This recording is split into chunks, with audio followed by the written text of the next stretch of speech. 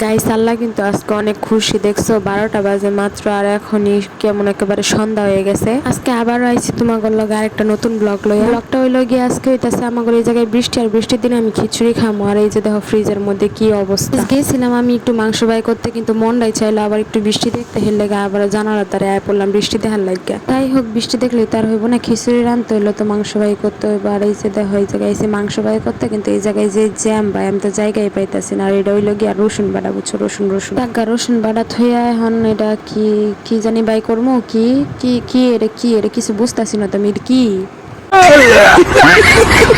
যাক, এখন আমি এটা হলো আদার বাড়ি বাই করে এখন সবগুলো নিয়ে যায় ভিজাইতে হইব, বুঝছো, না ভিজালে তার ছুটবো না, বুঝলে। এখন এটা কি, এটা আবার উপরে রাখতে হইব। আর এটা হচ্ছে আমার মাংস, এটা চুরি করে রাখছিলাম, বুঝছো। মানে আমি গরিব মানুষ, তাই লেগে কি করি জানো, ওই যে মানে মাঝে মাঝে মুরগি আনে না, মানে মুরগি আনলে পরে এটা চুরি করে রেখে দিই, বুঝছো। মানে এটা এখন আমার অভ্যাস হয়ে গেছে, বুঝছো। আমি একটা চোর, বুঝলা, নিজের ঘরে নিজে চুরি করি, বুঝছো। যাই হোক, এখন আইসক্রিমের বাড়িটা রেখে দিই। আর এটা হলো আইসক্রিম, বুঝছো রে, আইসক্রিমের বাড়ির ভিতরে আমি মাছ রেখে দিছি, এটা হচ্ছে আমার স্টাইল।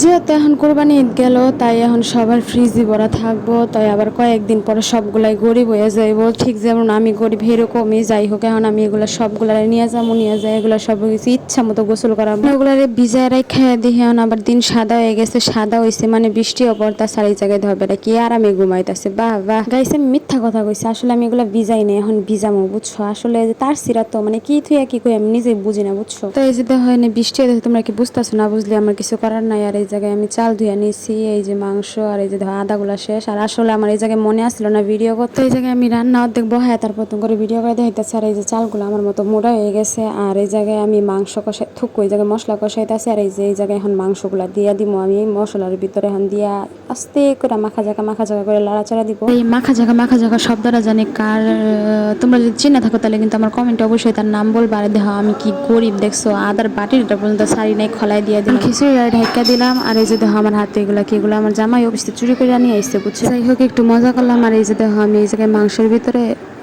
কি জানি কয়, খিচুড়ির মাংসের ভিতরে মশলা দিলাম, জিরা দিলাম, দিয়ে এখন আবার একটু লাড়াচাড়া দিব, লাড়াচাড়া দিয়ে হেরা এখন আবার কি করবো, লাড়াচাড়াই তো দিতে আসছি, তাই না। আচ্ছা যাই হোক, লাড়াচাড়া দিয়ে হেরা এখন আবার আমি এই জায়গায় চালগুলা দিয়ে দিব, চালগুলা দিয়ে আবার লাড়াচাড়া দিব। আসলে আমি জানি না, আমি ভয়েস দিতে গেলে কি লেগে জানি খালি বারবার উল্টাপাল্টা হয়ে যায়। আচ্ছা যাই হোক, গাইসের ঘরে গাইস আমার ভিডিওর ভিতরে চোখ রাখা হয়েছে, দেখেন আমি ভিডিও দেখছি যে আবার উল্টাপাল্টা হয়েছে, মানে ভিডিও না, মানে আমার রান্না শেষ আর খিচুড়ি খাইতে বসে। তোমরা যদি কেউ খাইতে চাই রান্না করে খাইও, বুঝছো। আজকে আমার ব্লগটা এই জায়গায় শেষ।